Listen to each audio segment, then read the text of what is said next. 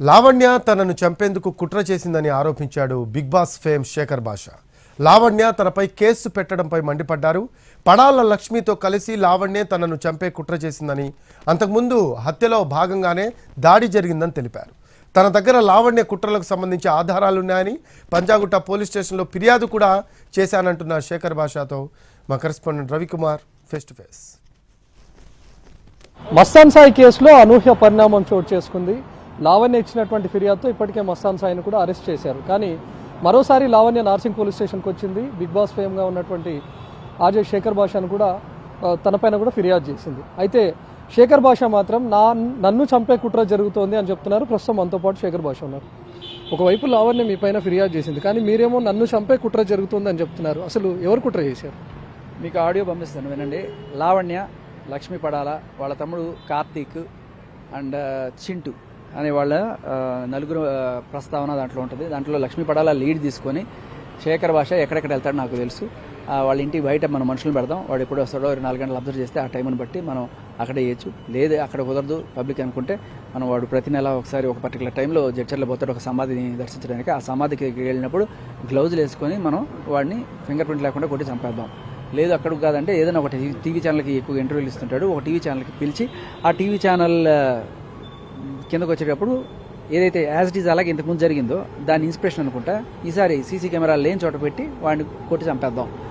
కొట్టి కొట్టి కొట్టి ఆనవాళ్ళు దొరకకుండా చంపేయాలి అనే కుట్ర వీళ్ళ వేదికగా జరిగింది. సో ఇప్పుడు వీళ్ళందరూ కలిసి ఉన్నారు అనడానికి మనకి ప్రూఫ్ ఈ మస్తాన్ సాయి నాకు ఫోన్ చేసినప్పుడు చాలా క్లియర్ కట్గా వీళ్ళందరూ కలిసి డ్రగ్స్ చేస్తారు అని చెప్పినప్పుడు ఈసారి అలాంటి పార్టీ జరిగితే చెప్పు, అందరినీ రెడ్ హ్యాండెడ్గా పట్టిద్దాం అని చెప్పాను.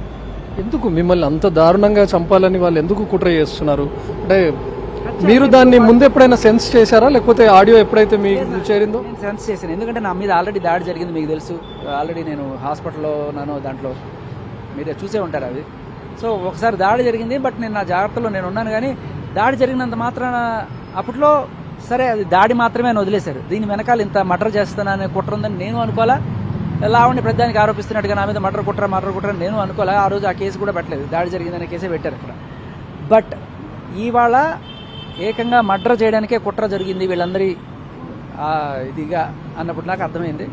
సో వెంటనే నేను నా జాగ్రత్తలు ఉన్నాను, మీడియాకి పోలీసులకి అలర్ట్ చేశాను. అంటే మీరు ఫిర్యాదు చేయబోతున్నారు ఇప్పుడు నన్ను చంపే కుట్ర జరుగుతుంది అని చెప్పి? నేను స్టేషన్లో వెంటనే నాకు ఎప్పుడైతే తెలిసిందో అప్పుడే స్టేషన్కి వెళ్ళడం జరిగింది. ఇక్కడ పంజగుట్ట ప్లేస్. అంటే ఎందుకు శేఖర్ భాష కార్నర్ అవుతున్నాడా, లేకపోతే వివాదాల్లోకి శేఖర్ భాష తలదూర్చుతున్నాడా, లేకపోతే మిమ్మల్ని వాళ్ళే తలదూర్చేలా చేస్తున్నారు? ఏం జరుగుతుంది మీ వెనక?